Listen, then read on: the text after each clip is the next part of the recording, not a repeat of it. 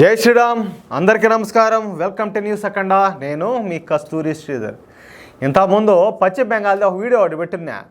దాంట్లో ఎవరో పాపం ఆయనకి ఏం నొప్పి తగిలిందో, ఏడ ఏ పదుర్లు పుట్టినాయో తెలియదు, కానీ ఒక కామెంట్ ఒకటి పెట్టినాడు. మమతా బెనర్జీ తెలుసుకుంటే మోడీకి పోపించాడంట. అంటే ఆయన పోసుకొని వచ్చా ఆ బోపి వాళ్ళు వచ్చా కాదు స్వామి, ఏం మాట్లాడతారా నాయనా? సరే మాట్లాడేదన్నా కాదురా, మాట్లాడేదైనా నేర్చుకోవాలి కదరా.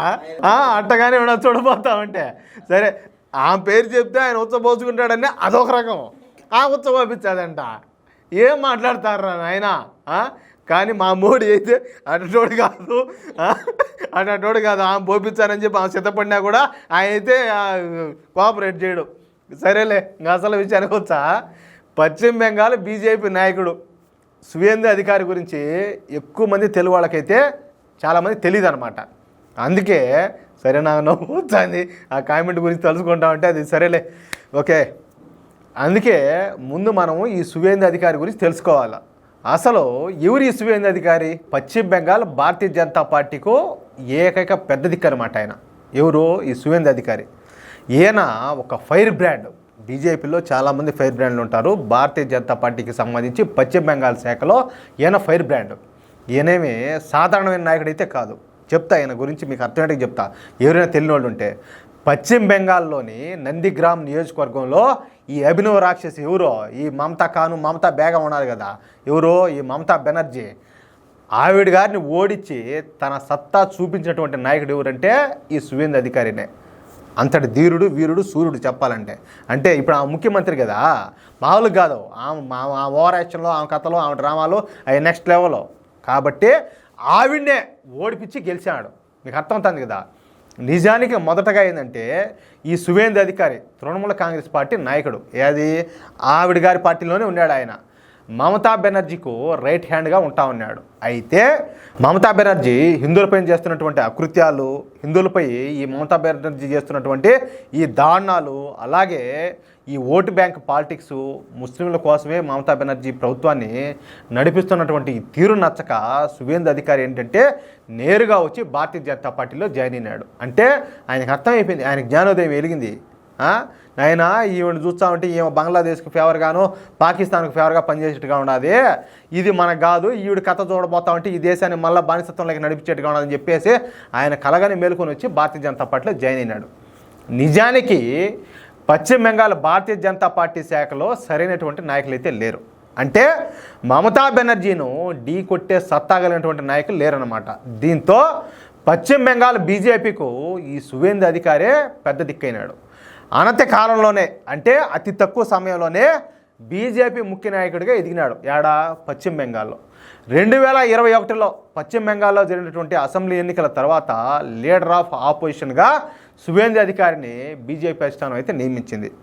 ఇక అప్పటి నుంచి మమతా బెనర్జీ పైన ఈ సువేందు అధికారి రాజీ లేని పోరాటం చేస్తున్నాడు.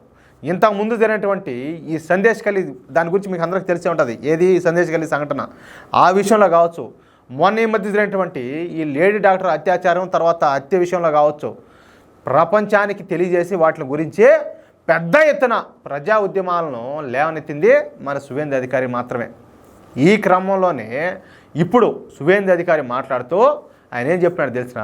మామూలుగా మాట్లాడాల, రాసి పెట్టుకోండి, పశ్చిమ బెంగాల్లో వచ్చేది హిందువుల ప్రభుత్వమే.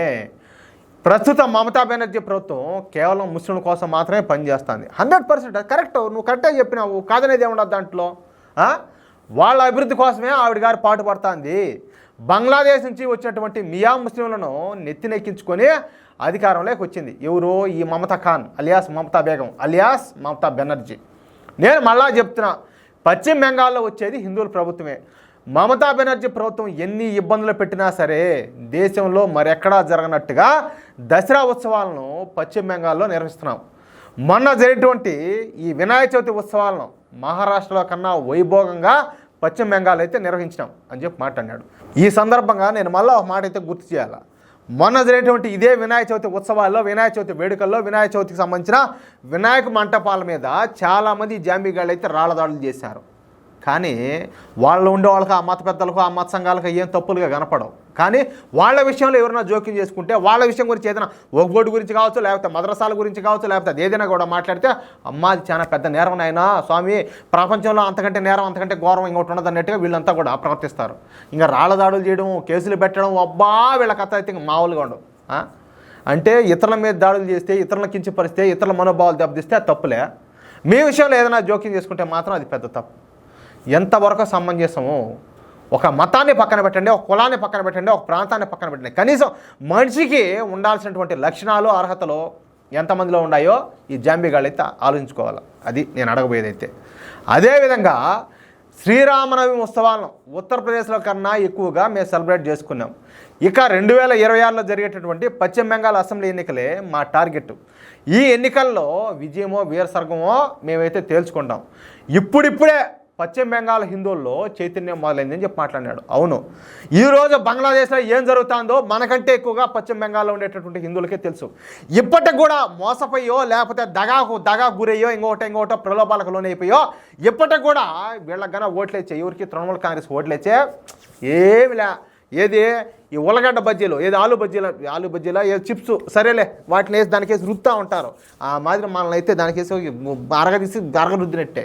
ఇంకేం చెప్పాలి? ఎందుకంటే నేను కలగానే మేలుకుంటే బొత్తాం, లేకపోతే కథం, అంతే. అదే వాడు చెప్తాడు కదా, టాటా కథం సీ యూ బాయ్ బాయ్ అనే, ఆ మాదిరిగా అది లెక్క. బంగ్లాదేశ్లో హిందువుల పరిస్థితులు చూసిన తర్వాత బెంగాల్లో హిందువులు ఏకతాటిపైకితే వస్తున్నారు. ఈసారి మాత్రం 2026లో జరిగే అసెంబ్లీ ఎన్నికలను ఎట్టి పరిస్థితుల్లో కూడా మేము వదులుకోము. I promise Hindu government will be formed in West Bengal, right it down అంటూ సువేందు అధికారి కీలక వ్యాఖ్యలు అయితే చేయడం ఇక్కడ విశేషం అనమాట. ఏది ఏమైనప్పటికీ కూడా పశ్చిమ బెంగాల్లో మాత్రం ఎట్టి పరిస్థితుల్లో బీజేపీ ప్రభుత్వం అయితే వచ్చి తీరాల్సిందే, రాక్షస పాలన అయితే అంతా కావాల్సిందే అని చెప్పేసి ఆయన అయితే కుండ బద్దలు కొట్టేశాడు. మామూలుగా అయితే కాదు, నెక్స్ట్ లెవెల్ అనమాట. కృష్ణాష్టమి కుండ బద్దలు కొట్టినట్టే ఆ రేంజ్లో కొట్టాడు. అర్థమైంది మీకు ఆయన ఏం చెప్పినాడా? అది మ్యాటర్. మీకు ఈ న్యూస్ నచ్చితే, అదేవిధంగా నేను చెప్పింది కరెక్ట్ అని చెప్పి మీరు భావిస్తే ఈ న్యూస్ను తప్పనిసరిగా ప్రతి ఒక్కరికి కూడా షేర్ చేయండి, మీకు చేతనైనంత వరకు, మీకు అవకాశం ఉన్నంత మేరకు.